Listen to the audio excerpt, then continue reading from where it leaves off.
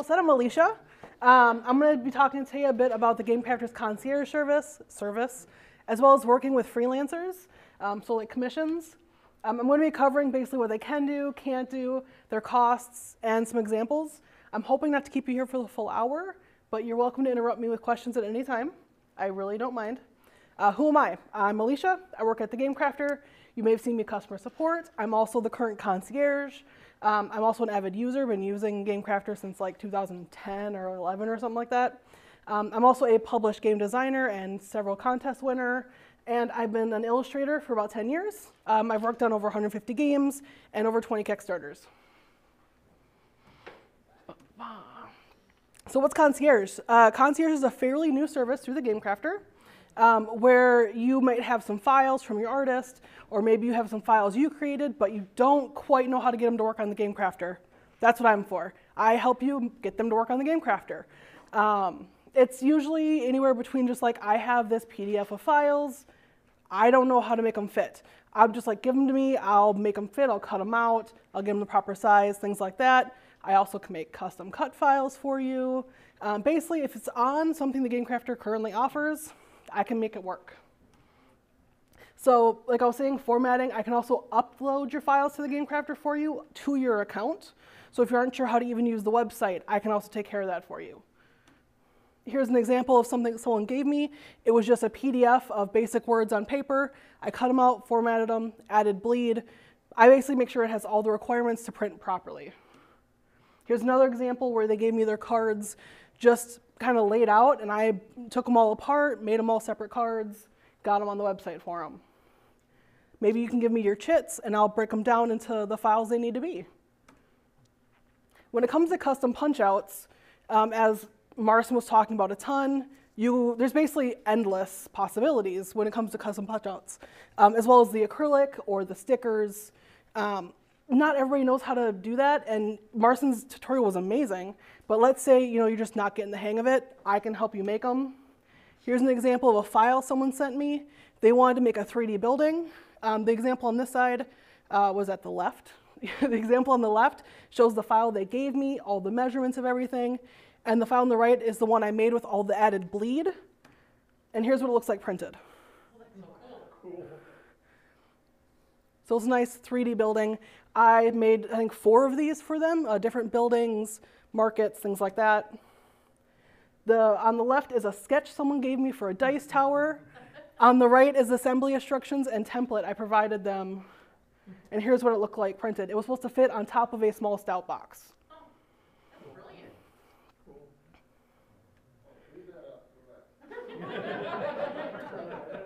Cool. Sorry, I talk really fast. Feel free to tell me to slow down or go back. But yeah, it was just, I kind of, with the templates, I labeled every side, inside, outside, because their artists may not have known where to put the art for what.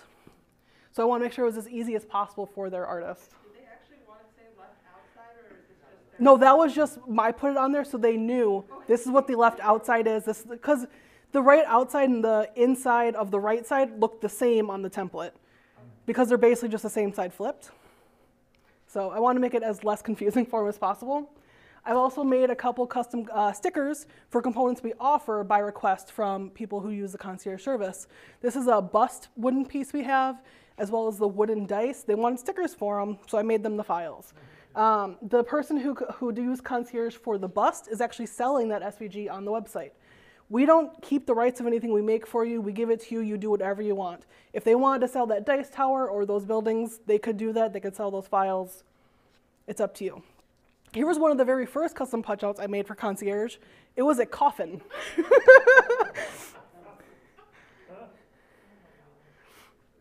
Now, we don't just do files. We can also help do a consultation for you. What file would work best for this? What component works best for this? Should I use a part or a custom punch-out, or what board? What board goes with what box? What cards to use? I mean, the list is kind of endless. We kind of help with anything related to the website. And sometimes it's even with Zoom calls. We've done a couple Zoom calls where I teach people how to do stuff like that. I've also been able to be like, I need all of these things for my game. I'll make a game basically on your account, upload all the blanks, I can give you all the templates, show you where to upload, and you can just give that to your artist And you're basically set up to go on your own. If you don't want to necessarily use us for anything else, I can get you going. Component Studio, which I know JT's talking about Component Studio 2, which I'm going to be here for that. That's going to be great. We can help you get set up on there. Set up your data sheet, set up your design, get you going. JT actually did a Concierge project where he did a Zoom call with somebody and he taught them how to use Component Studio. So if you just want a personal one-on-one lesson, that's something Concierge can do. What can't it do? We can't do illustrations. I can do illustrations, not through Concierge. Graphic design, we're not going to make your files from scratch. If you give us a spreadsheet with a list of trivia questions, we're not going to make those cards for you. That's something you want to go to an artist or a graphic designer to start from scratch, that kind of thing. Basically, if the game crafter offers it, we can help with it. If it's something that's going to involve something from scratch or something outside the game crafter, we generally won't help with it. Concierge costs $50 an hour. That's only really for the first hour. After that, we charge basically on exact time. So here's an example of an invoice. You'll see the $50 at the top, which is what they paid to get started. You pay for the first hour. And then you'll see as I start working on the project, I list how much time I'm working. I actually have a timer. I start my timer, I work. If I stop working for any reason, I stop that timer. I come back, I start that timer. So you're getting charged exactly how much time I'm working, and I'm writing down what I'm working on. Yeah. I like this a lot because sometimes it's like, oh, I made cuts twice. Like, oh, right, I went and I had to let the dog outside, or maybe my program froze, or maybe Heather needed me for something. So it's always nice to go back and be like, okay, here's what I was doing. What did I do last? Just it's good for me, as well as it's great to just be transparent with who I'm working with. So I really like that a lot. Versus commissions. Now this kind of works with, it's endless of the freelancers out there, right? You've got artists, graphic designers, modelers, editors, all that jazz. But there's so many freelancers out there, and they're all different, right? They can basically do anything. Their costs, not always up front, usually a range, depends on who you're hiring. And generally, it's either I charge you this much per hour, but you don't necessarily know how much that per hour is, or how many hours they put in. And sometimes it's per day, per piece, per hour, per whatever. So it's going to be varied, but it's not necessarily a bad thing. Artists usually charge in a way that allows them to manage their time properly. So it's not necessarily a bad thing. Here's an example of something an artist would do. This is an example of something I did. I was given these sketches from my client, and I had to turn them into something else, basically. So they were like, this is what I want specifically. And I'm like, all right, here's what I'll give you. And so this is kind of something you'll get from an artist that you won't get from a concierge, because they can just take your basic ideas and kind of go through it. Here's another example. They want a grid. They want certain things in certain areas. The artist can bring that to life for you, where the concierge couldn't necessarily do that for you. Another example, to be honest, I love when clients give me stuff like this. It allows me to just visualize, like, what's in your brain? I want to see it.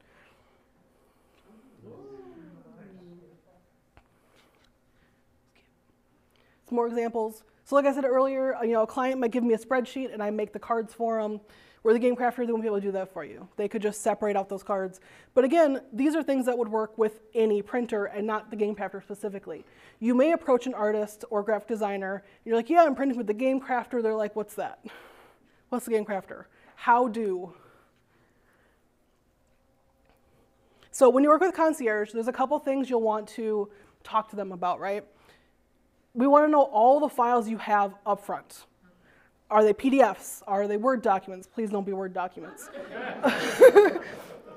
Are they JPEGs? Are they PNGs? Like, what are they? And if I need them in a different way, I'll either try to convert them myself or what have you. But all your component types that you want and their sizes. If you don't know, generalizations are fine. Just be like, my board, I want it to be as big as possible, and I want these to fit on this. Perfect, I'll figure it out, right? How many copies you want of everything? If you give me 15 cards, but you say you want 36, I don't know how many you want of each card, right? So how many copies you want of things is also great. And just talk to me like I'm 5, right? Tell me everything you want. Because the more information you give me, the quicker and easier I can get you what you want. It's actually kind of similar with freelancers. Sketches, as Nicole said earlier, give them a brief or your ideas. I've had people just come up to me and be like, I want a wizard and a hat in a potion shop. Gotcha. I'll take care of the rest, right? Any files you have, similar if you have references, if you have templates from your printer, if you have, kind of like with Concierge, you're like, oh, here's your templates for your printer. Give me the templates from your printer, right? The component types and sizes, just like with Concierge, I want to know what it's going to be used for. Is this for a board or a card? Is this for a box? Because and also like if we know it's for a card, which orientation is that card going to be in? Are we making a long picture, a short picture, and your budget? With Concierge, we can usually give you like a quick quote, like, oh, this will probably take me 2 hours, so it'll probably be around $100 or less. When you're working with a freelancer, it's usually the other way around. Usually you're like, this is my budget and here's what I need, can that work with you? Or maybe what's your rate per piece? And we might give you a general idea. So it's never really exact with freelancers until you really get into like the contracts and the working out the details. Excuse me. So like I said, I didn't want to take up your guys' full hour because I'm hungry. While she's getting her water, I'm going to say one thing. I don't know if you might be talking about this, Alisha. Be sure if you're hiring someone, especially if it's illustration for an idea, how many revisions do you get in the fee that they've quoted? Yes. Because I like to get a quote like, I'll charge this much for this line sketch or colored art. And then they tell me you get this many revisions, and after that you pay more. And it's a very good idea. And a lot of artists do them different ways. I know me personally, I usually give about 3 basic revisions or like 1 big revision. I usually charge more if they're start making changes after I've colored it. But like if I'm still sketching, like sketching takes me nothing, so I usually don't charge for those. But it's very important to be very clear with your expectations from your artist. And if they're not giving you their expectations, ask for them. And it's kind of the same with Concierge. Like, talk to us like we're people. We're just people. Everybody's just people, right? What you want from them, what you're expecting to hear from them, those kinds of things. Same with artists. No, everybody's going to learn how to draw. I'm just kidding. I'm not that mean. No, that's really all I had. Does anybody have questions on working with artists? I'm kind of here just to be an open book on working with freelancers in general, since I've kind of been doing that for a while. And if you don't, we can all go eat. Just keep that in mind. You saw my thing earlier about, like, I got the weird thing from the Russian dude. Yeah. It was not steampunk at all. Yep. Any suggestions on how to avoid that in the future? When he gave you your sketch, I would have been flat up front, that's not what I'm looking for at the sketch level, so that way he could have started making changes. If he was not willing to make changes, I probably wouldn't have gone forward because, I mean, you run into those. I really just call them the artist types. Mm-hmm. They're the types where it's just like what they're providing, you're paying them for what they're doing and not necessarily what you want them to be doing. And that's fine for some things, but I think for game design, we have visions in mind that are important. I probably would have stopped at the sketch level. Hey, what's up? Just a little clue about that. We hired a Chinese artist in China to do ghosts. The ghosts look like condoms. And come to find out, that's a cultural thing. So they have like little bottoms that look like they're rolled up, and the tops have a little tip on the top. Huh. So if you're gonna do ghosts with the Asian market, don't even call them ghosts. Definitely you want jagged edges on the bottom. That's interesting. I didn't know that. Thing, yeah. That is very interesting. And that's true. I love the fact that there's artists all over the world. You really get to see them when you go to sites like ArtStation. You can really just find them from everywhere, and the unique styles and cultures really shines through. And that's kind of important if you're doing a themed game based around a culture. Is finding someone from that culture can be huge because they can really give you that authentic feel. I mean, but like of course you have to deal with some cultural differences as well. So, yeah. I struggled to estimate a budget when I wanted to approach. I was actually going to work with a family member, and I wanted to give a budget, and I didn't even know where to start. I tried Googling it, and there are all these massive ranges and useless. Yep. And so, are there any places or rules of thumb, or Yeah. Well, so it really depends on the artist's, I guess, experience and their, I would say, skill level. So you might find someone maybe fresh out of college who is still just building up the portfolio. They may charge a lot less, or even someone who doesn't do it professionally. They might charge $25 an hour and expect a piece to maybe take 2 or 3 hours. So that's kind of how you want to gauge it. So let's say $75 a piece, however many pieces you want. That's kind of how you start in the low end. If you start going up to high end, maybe Magic the Gathering style artists, some of them charge $1,000 an art piece. So it really depends on which range you're going for. So I would recommend setting your budget based on what you want for your game. So let's say you're doing maybe a fun casual game, you don't want super detailed art, maybe kind of cartoony. I would just say lower range, maybe you want 80 cards. I don't know, what's a good, 108 cards? What's a good number of cards in a card game? 108? Oh, well, there you go. Well, yeah, 1/8's like double that, right? So I would say budget anywhere between $75 and $150 a card. That's pretty average for run-of-the-mill board game illustrators. If you start seeing higher than that, it's usually someone who's been in the biz for a while, or someone who's done big-name games, or someone who's maybe worked with like a big company, or likely probably has their name out there somewhere pretty good. So.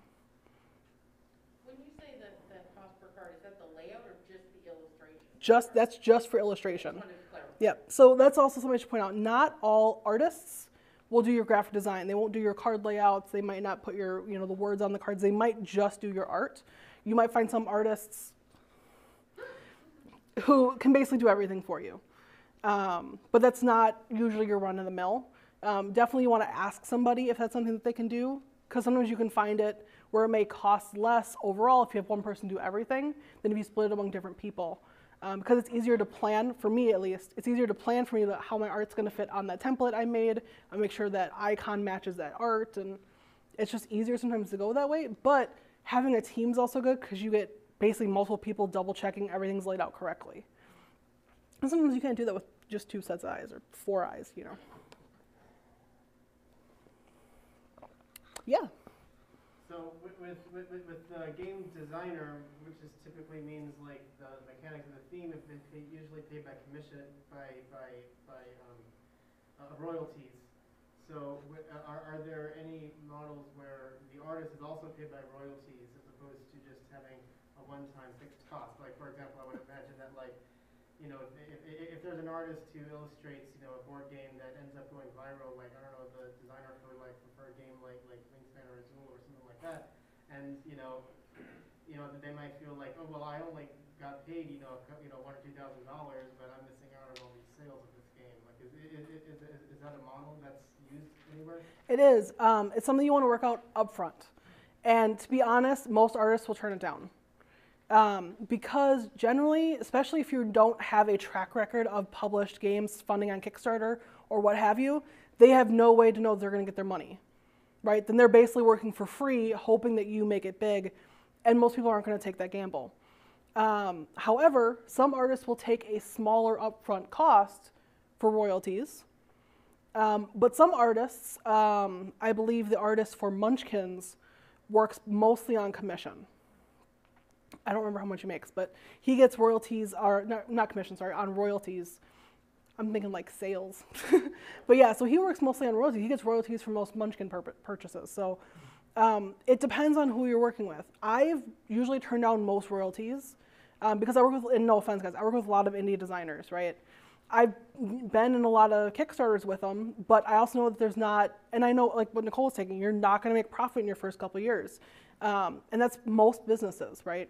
I can't necessarily take the gamble on not paying my bills if your game doesn't go through. Yeah. The deal I ended up working out, I did a small upfront payment, a royalty with a guaranteed minimum that was probably a little bit lower That's than nice. what it would have been as a pure payout. So And that's nice. Yeah, giving the artist like a backup, being like, here's some funds to get you going. Here's some, if you give me a little discount, I'll get you some royalties. Like, working with them is usually really good. Flat royalties is going to be really hard to sell someone on. Yeah. When you make stuff for other people, do you then let them keep that art as themselves, or is that your art now? Oh, that's a great question. Work that out with your artist up front, right? For me specifically, I have terms in my contracts and on my invoices that basically says I give you all the rights to reuse, modify, resell, whatever you want with that art. I am putting it in my portfolio and I get to show it off at conventions and stuff, right? But I'm not going to sell that to somebody else. However, some artists may have asset packs that you can license, where you pay them the license and you get to use that art whatever you want, but it's not your art, right? The artist keeps those rights. I've also had situations where I did a ton of art for them, they ended up not doing anything with their game or the art, and they gave me back all the rights to the art, and then I gave that for free on my shop. They said I could either resell it, which I wasn't going to plan on doing it anyways, or just give it for free, and I just give it for free to people. So it really depends. I've had some artists, like, they keep all rights to all their art no matter what, and they just license it as a commission. I've never been a fan of that. I've always been a fan of, you're paying me to draw this for you. It's yours. I'm just going to use it in my portfolio and stuff because I need to promote myself. But like when I get asked that, like when I'm asked, I go, because I want full rights. Yeah. I want it all. They always like, oh, but can I have in my portfolio? Well, yeah. Yeah. That's free promotion for me. Yeah, and everywhere. I think it's because a lot of artists get approached with like NDAs.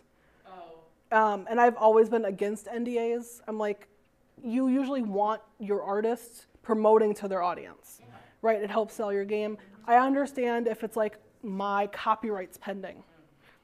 Totally understand. That's fine. Let me know when I can talk to people. Yeah.